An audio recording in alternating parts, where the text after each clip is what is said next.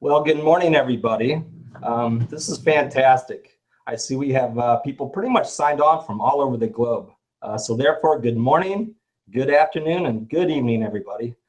Well, first of all, I want to thank everybody for taking time out of their very busy schedule and joining me today. My name is John Webbe, and I am the Territory Manager for AquaCal and AutoPilot. As you may know, AquaCal is the largest swimming pool heat pump manufacturer. We've been manufacturing heat pumps since 1981, and with over 300,000 heat pumps installed worldwide. So today, there again, I want to thank you guys for joining us. We will discuss the benefits of heating a pool, advantages, disadvantages with different heating methods, how a heat pump works, our product line, and features. We're going to start off and talk about some of the benefits of heating your pool. You know, if you think about it, swimming pools are a big investment. For example, here in the state of Florida, the average swimming pool would cost a consumer nearly $60,000. So why limit your time that you can enjoy it? Take the plunge year-round. It only makes sense. So why not maximize and enjoy your swimming pool? In most markets, you can extend your swimming pool season almost year-round by using a heat pump. You can exercise, relax, swim, entertain, even in chilly weather. So by heating your pool, you make it possible to engage more often in exercise, swimming, and entertainment. So, as you talk to your consumer and having that conversation about the pool and the enjoyment of the pool, talk to them and think about certain things with them regarding the benefits. Try to get them over the fence and into the purchasing of a new heat pump. Obviously quality time with family means a lot. It's great for therapeutic reasons and is highly recommended by doctors, physical therapists worldwide. We're going to talk here about the different methods of pool heating. There's different options out there. There's gas heaters, there's solar, then of course there's heat pumps. Gas heaters heat by burning oil, propane, natural gas, and then capturing as much of the heat as possible. Most gas heaters are roughly 70 to 80% efficient. Well, solar heaters collect free efficient heat from the sun, but have limitations. As where a heat pump collects free solar heat from the natural source as air, body of water, and transfers the heat efficiently into the pool water. Heat pumps are nearly 500 to 600% efficient. Now, there's advantages and limitations to all of them. For example, heat pumps, you have, your advantages: low cost of operation, more efficient than ever. They last longer. Matter of fact, a heat pump can last roughly 3 times longer than a gas heater. They can operate day or night. Some units can heat and cool as well. They're environmentally friendly. Now, there's a limitation. Heat pumps are not designed for indoor applications unless you have the proper ventilation. So there's 4 real points for selling a heat pump. Reliability is huge. Environmentally clean. They're affordable. And they extend your swim season. Solar, they have advantages and limitations as well. Advantages: minimal cost of operation, very low maintenance if any. They're environmentally safe, but they also have the limitations, like I said before. Of course, they do not work in bad weather, so if you have a cloudy couple days, then you're not going to get the heat that you're expecting. The appearance on a roof, it's not so great. And it's a very high upfront cost too for installation and the BTUs as well. And they offer slow heating. Life expectancy: a gas heater has an average life of roughly 5 years. And some of the common failures that we see are the heat exchangers due to poor water chemistry and overheating. Gas valves, they fail often. You have the reduction in performance over time. It could cause stains on the pool finish as well. Now, for a heat pump, we get an average of 12 to 15 years life out of a heat pump. The unit has a lifetime warranty on the heat exchanger and is reliable as your refrigerant our AC unit. And there's no threat to the pool finish as well. I like to talk about this here. We talk about how a heat pump works, and it's pretty neat. If you think about it, free heat is given off, and free heat is taken off from outside the air and transferred to the pool water. Essentially a mechanical collector of warm air heated by the sun. A heat pump is not dependent on sunshine. It works in the dark, rain, or shine. A heat pump doesn't burn energy to create heat. The heat transfer process results in as much as 600% efficiency. So let's dive in a little bit deeper to see how a heat pump actually works. If you look at the schematic and the drawing that we have here, it's going to show you here, if you look at the very bottom where it says cool liquid refrigerant 410A, at that point in the copper tubing, we have a cool liquid refrigerant. That cool liquid refrigerant flows up and goes through the evaporator coil. So as the fan draws ambient warm air over the evaporator coil, the cool liquid refrigerant flowing inside of the evaporator coil becomes a warm vapor refrigerant. At this point, the warm vapor refrigerant gets compressed as it goes through the compressor and becomes a hot vapor refrigerant. The hot vapor refrigerant passes through the titanium coils inside the thermal link heat exchanger. This is where the swimming pool water comes in contact with the hot titanium coils. The water becomes warm and circulates back to the swimming pool. Then the hot refrigerant cools down and becomes a cool liquid refrigerant. So let me go through that again. There again, you have the cool liquid refrigerant going through the evaporator coil. The fan's operating, the fan is drawing that warm ambient air over the evaporator coil. At that point, the cool liquid refrigerant flowing inside of the evaporator coil becomes a warm vapor refrigerant. At this point, the warm vapor refrigerant gets compressed as it goes through the compressor, and it becomes a hot vapor refrigerant. That hot vapor refrigerant passes through the titanium coils inside the thermal link heat exchanger, and this is where the heating process takes place. So why choose AquaCal? Well, we offer the most diverse products in our industry. This allows you to offer your customers the best heat pumps for their needs. Here, I will show you our different models that you can choose from. Reminder, all of our units come with 50 or 60 hertz. So let me start off with our HeatWave Super Quiet. The HeatWave Super Quiet offers superior efficiency and is quieter than any other heat pump on the market. At only 55 decibels, this unit does not add any noise to the equipment pad. Our unique corrosion-proof cabinet design comes with the industry's only Aqua Top. That's the top of the unit. It's fully covered. So when you walk up to the heat pump, when you try to look down through the inside of it, you would not be able to because the top of it is covered. Now this helps protect the internal components from direct rain, snow, and debris, as you will see later in the presentation. This unit also features our smart controller with a 24-character full text display and a flip-out lockable control panel. On the outside of the unit, the louvered panels that wraps all the way around the unit helps protect the evaporator coil, and it also gives it a really nice clean look. The Super Quiet units are available in 5 different models, in which 2 of the models offer a heat and cool option. That's the SQ120R as well as SQ166R. All these models also include our patented thermal link heat exchanger, which you will learn about later. These units also offer the highest COPs in our industry. The next unit I want to talk about is our AquaCal unit. This is a well sought after unit, mainly because of the price point on it, but it's a quality heat pump that is designed for any budget. The cabinet has a flip out lockable control panel that includes our 24-character smart controller. It also comes with our high-performance thermal link heat exchanger.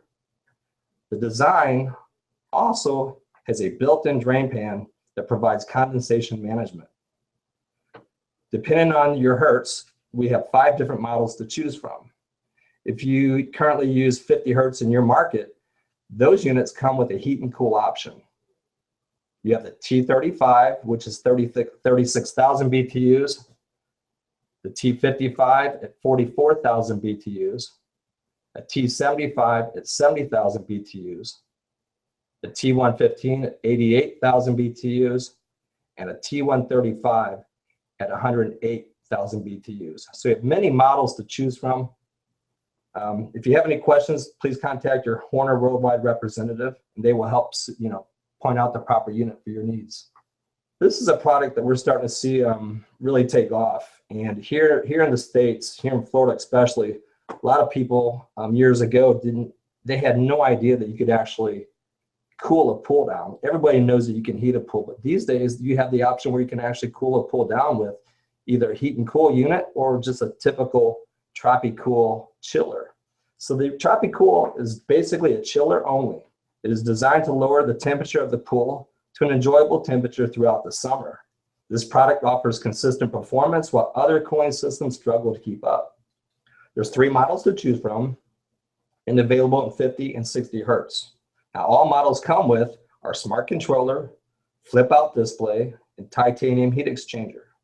This unit also has the ability to chill a small plunge pool as low as 45 degrees Fahrenheit or 7.2 degrees Celsius. That's used typically for therapeutic reasons. A lot of our sports teams will use that just for therapeutic reasons only. But there's really no better way to efficiently and quietly cool your water down. This big guy is called our Great Big Bopper.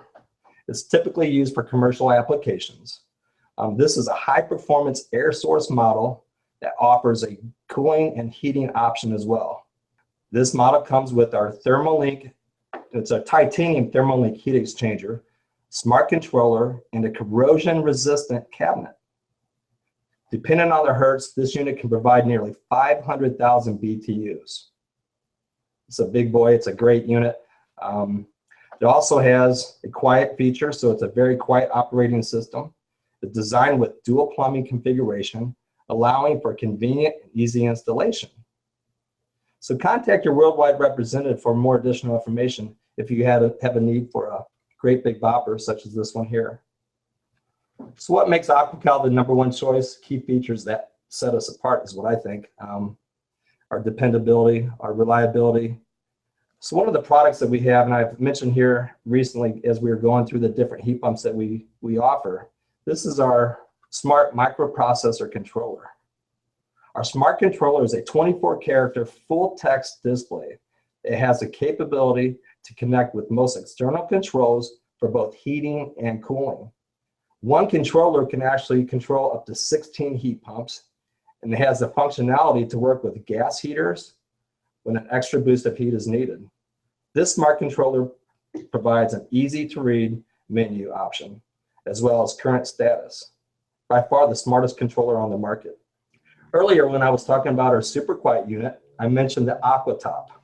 This is the world's only integrated top, the AquaTop. No other manufacturer goes the extra mile to help extend the life of their heat pump, like AquaCal. For example, our AquaTop design that's found in our super quiet units protects the internal components and prevents direct rain and snow from damaging or shortening the life of the components, such as the fan motor, compressor, evaporator coil, and heat exchanger. The protection provided by AquaTops allows for an extended 10-year warranty on the evaporator coil. This is a game changer. You know, most people think all heat pumps are created equal, and they're really not. If they know much about hydraulics and resistance, this really plays a critical component for them. The ThermoLink heat exchanger is designed by us, and we're the only manufacturer that has it. I like to say again, not all heat pumps are created equal, and here's why. For example, our competitors' heat pumps are hydraulically challenged. Ours is not. They use a tube-in-tube heat exchanger that adds back pressure to the circulation system. Our ThermoLink heat exchanger is a titanium system that uses counterflow water management. to maximize heat transfer between warm water and hot refrigerant.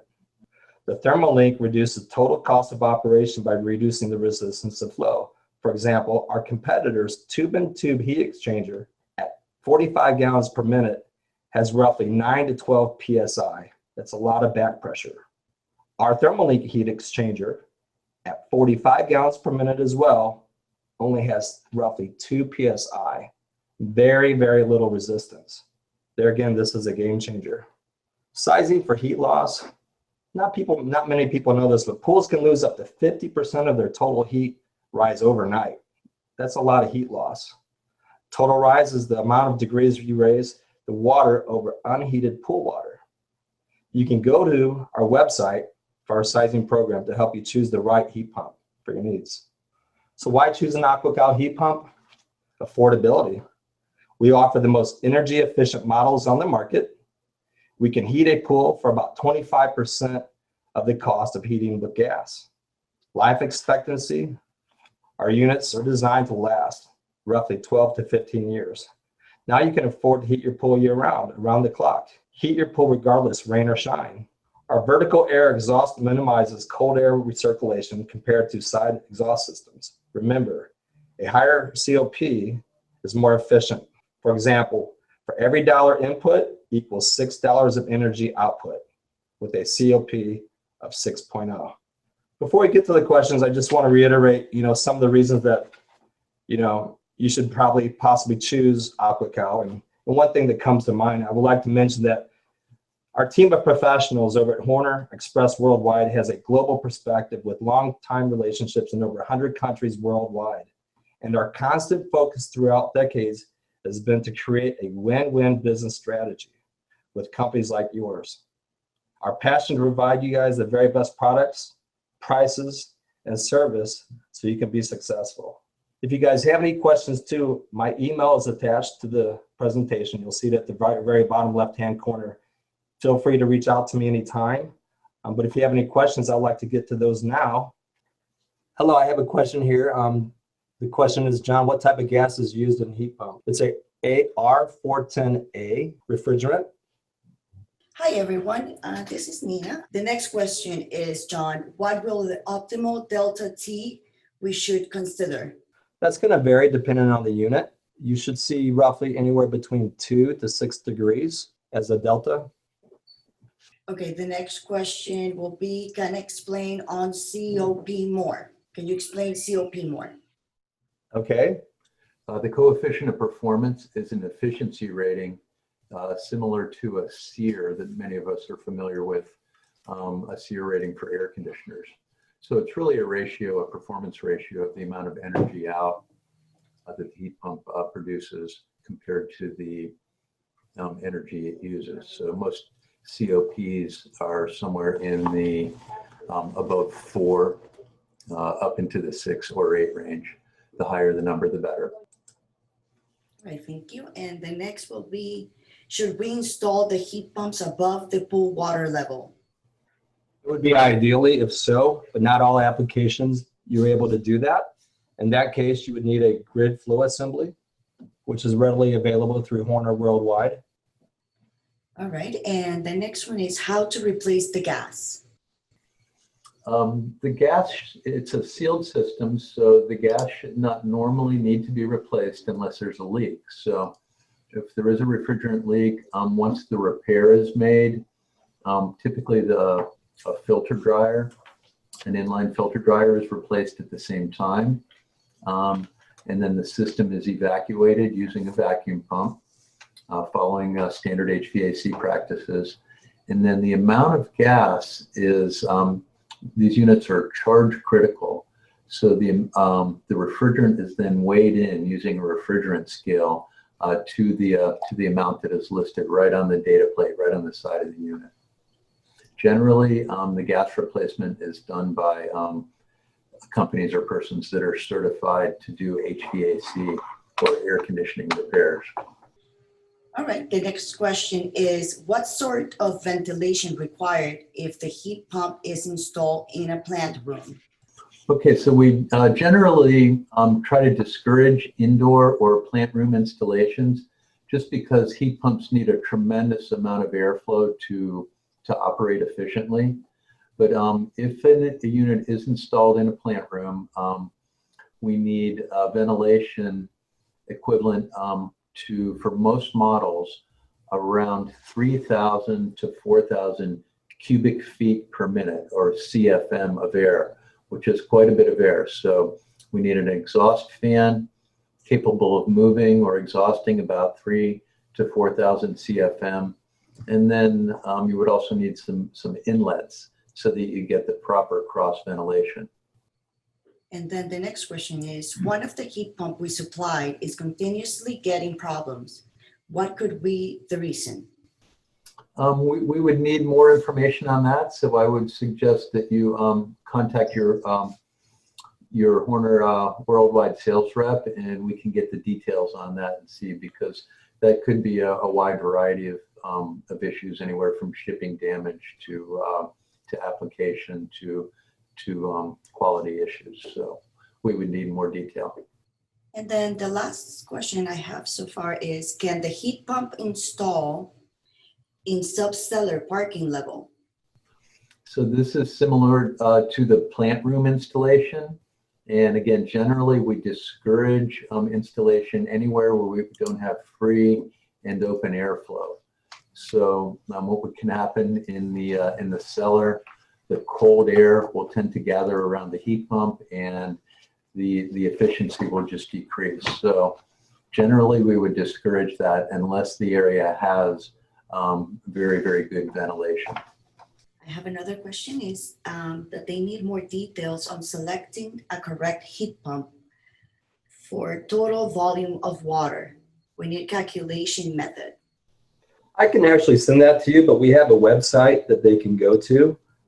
It was on one of the slides, and I can go back to that slide and show them the site for that. As you see here at the very bottom, if they go to Horner Worldwide, the web page, there is a sizing program on there. And what's nice about that program, they can select from any of our models, and it will determine if that particular model is proper for that installation or that location of the pool. Actually, there's one more. It says, I am in the tropics and my heat pump rusts a lot. A good way to prevent that from happening would be, and I highly recommend it here in Florida, for example, if they can rinse the evaporator coil down, and basically the whole entire heat pump with a garden hose with fresh water, that will prevent that from happening. What are the spares that we can keep for immediate replacement?